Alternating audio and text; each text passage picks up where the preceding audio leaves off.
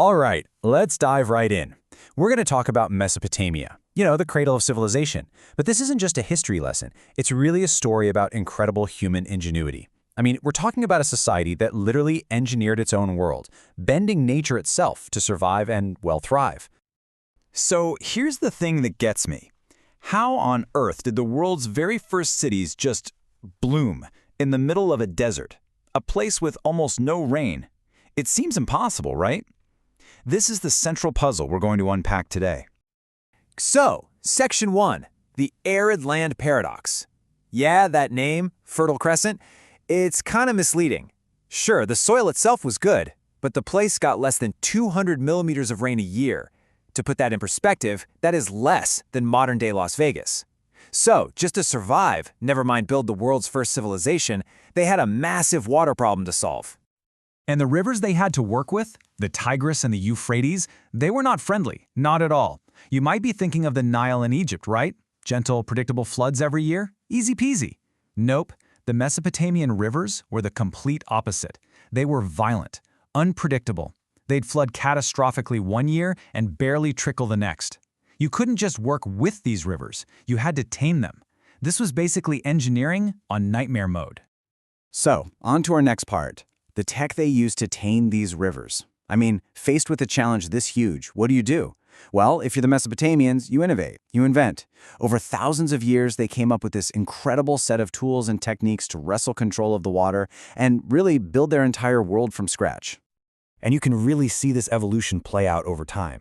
It starts out pretty simple, way back in 6000 BCE with just, well, they call them wild ditches, basically just diverting floodwater. But then things get really interesting.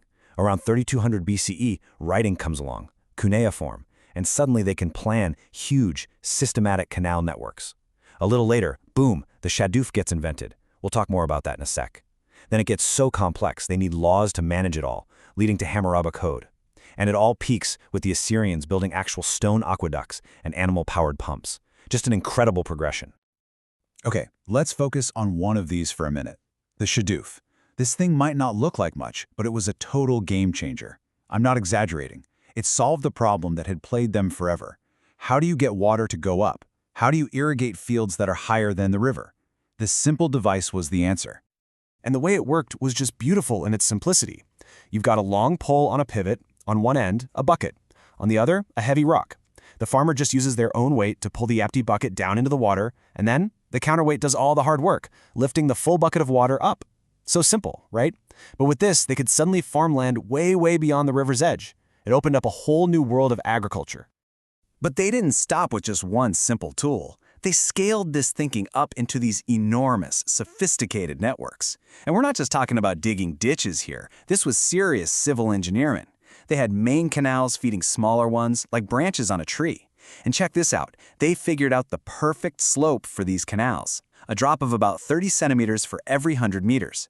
Why that specific number? It was the sweet spot. Fast enough so silt wouldn't clog it up, but slow enough that it wouldn't erode the canal walls. Unbelievable. They even used things like baked bricks and bitumen, a natural asphalt, for waterproofing. This is advanced stuff. And the tech just kept getting better. By the time we get to the Assyrian Empire around 800 BCE, things are at their peak. They've developed these animal-powered pumps. Think about this. One of these machines could do the work of 20 people using the old shadoof. 20! That is a mind-blowing leap in productivity. It was really the final boss of Mesopotamian irrigation tech. Okay, so now we get to the big question. What was the impact of all this? This mastery over water, it didn't just mean more food. No, it changed absolutely everything. It was the engine that created civilization as we know it. But, and this is a huge but, all of this success came at a terrible price, a hidden cost that would, in the end, be devastating. It all boils down to one thing: a food surplus. Just look at these numbers. If you're relying on rain, you might get, 600 kilos of barley from your field. But once you have advanced irrigation, like they developed by Hammurabi's time, that number shoots up to over 2,000 kilos. That's not just a little better, that's a whole different ballgame. It's a revolution. For the very first time in human history, a society could produce way, way more food than it needed just to get by. And what does a food surplus get you? Well, it changes society completely. Think about it. If you don't need every single person working in the fields, then people are free to do other things. They can become priests or soldiers or craftsmen or scribes. This is how you get specialized jobs. And with all this extra food and specialized people, you can support larger populations, all living together in one place. And that's how you get the world's first cities. It all comes back to that control over water. This whole system became so important, so absolutely critical, that they had to write laws about it. This is a quote from the famous Code of Hammurabi, one of the oldest law codes we have. It basically says, if you're lazy and don't maintain your irrigation canal and it floods your neighbor's field, you owe him. It wasn't a suggestion. It was the law. Water was life, and messing with the water supply was a serious, serious crime. But, and here's the twist, the very thing that made them so successful, it had a fatal flaw. The solution that built their entire civilization also planted the seeds of its destruction. By solving one problem, they accidentally created a new one. A slow, creeping disaster they couldn't see until it was too late. The problem was salt. It's simple chemistry, really. You're in a hot, dry climate. You pour water on the fields. A lot of that water evaporates under the intense sun, right? But the tiny bits of salt dissolved in the water, they get left behind. Day after day, year after year, century after century, that salt builds up. And look at this data from the ancient city of Lagash. You can see it happening. In 2500 BCE, the soil is healthy. By 1700 BCE, it's in bad shape. And by 500 BCE, it's basically useless, poisoned. The very water that brought life had slowly killed the land. And this crisis didn't happen all by itself. It was more like a perfect storm. You've got the salt poisoning the soil, and then on top of that, the climate starts to change and there's less rain, which just makes everything worse. Then you have wave after wave of invasions, Persians, Greeks, and suddenly nobody's maintaining those complex canals anymore. The whole system starts to break down. And finally, trade routes shift, the economy tanks, and the very foundation of their society, this incredible irrigation system, just crumbles. So what does that leave us? What are the lessons from this incredible, 6,000-year saga of human brilliance and ultimately tragedy?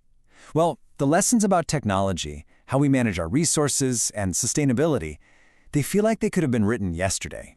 I think there are a few big takeaways here. First, this story shows us that trying to just conquer nature can have some pretty nasty unintended consequences. Their system worked against the environment, not with it, and that led to the salt problem. Second, it highlights just how important good rules and institutions are. Things like Hammurabi's code were crucial for making sure everyone managed the water fairly. And maybe the biggest lesson of all, tech isn't a magic bullet. Their engineering was brilliant, for sure, but without thinking about the long-term environmental impact, it wasn't sustainable. And so that kind of leaves us with one big question for our own time, doesn't it? As we're building our own world-changing technologies, things like AI, genetic engineering, geoengineering, what does this ancient story ask of us? It's a reminder, I think, that our ambition has to be matched with wisdom, that our amazing innovations have to be guided by foresight, and that all our progress has to be balanced with the health of the one planet we've got.